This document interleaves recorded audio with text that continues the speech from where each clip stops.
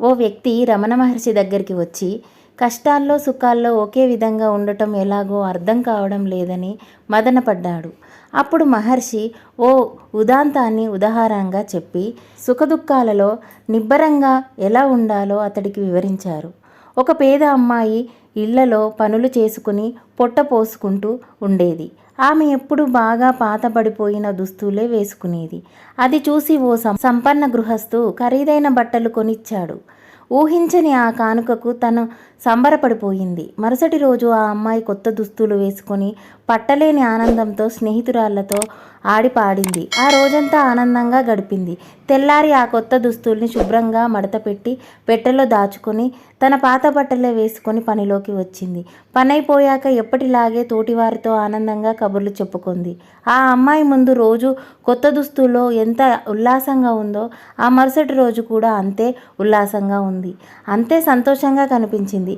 మనం కూడా అలాగే ఉండాలి, దేన్నైనా ఒకేలా స్వీకరించాలి అని రమణ మహర్షి ఆ వ్యక్తికి ఉద్బోధించారు. మనిషి నైజానికి ఇది అంత సులువు కాదు. సుఖాలను ఆమోదించినంత త్వరగా కష్టాలను అంగీకరించలేడు. చాలామందిలో ఒక రకమైన అభిప్రాయం ఉంటుంది. సమాజంలో నా తోటివారు అవినీతితో అందలాలు ఎక్కుతుంటే నేనొక్కనే నిజాయితీగా ఉంటే ఏంటి లాభం? అందరూ స్వార్థంగా ఆలోచిస్తూ సంపదలతో తులతూగుతుంటే నేనొక్కనే నిస్వార్థంగా ఎందుకుండాలి అనుకుంటారు. అయితే మితిమీరిన స్వార్థం ఎల్లప్పుడూ అనర్థమే. నిస్వార్థంగా ఇతరులతో పోల్చుకోకుండా ఆనందంతో తృప్తిగా ఉండటంలోనే నిజమైన ఆనందం ఉంటుంది. కానీ దాన్ని ఆచరణలో పెట్టేందుకు సహనం కావాలి. స్థితప్రజ్ఞతతోనే అది అలవడుతుంది. ప్రతి మనిషికి అవసరాలు కోరికలు ఉంటాయి. అయితే ఆ రెండింటి మధ్య ఉన్న తేడాను మనిషి గుర్తించలేకపోతున్నాడు. జీవితంలో అవసరాలు పరిమితమే కానీ కోరికలు అనంతం. ఫలితంగా వాటిని నెరవేర్చుకోవడం కోసం మనిషి అడ్డదారులు తొక్కుతున్నాడు. తన దగ్గర ఉన్న దాన్ని వదిలేసి లేని దాని కోసం తాపత్రయపడుతూ పరిగెత్తుతున్నాడు. సంపాదించిన దాంతో వ్యసనాలు ఆడంబరాలు అలవర్చుకుంటున్నాడు.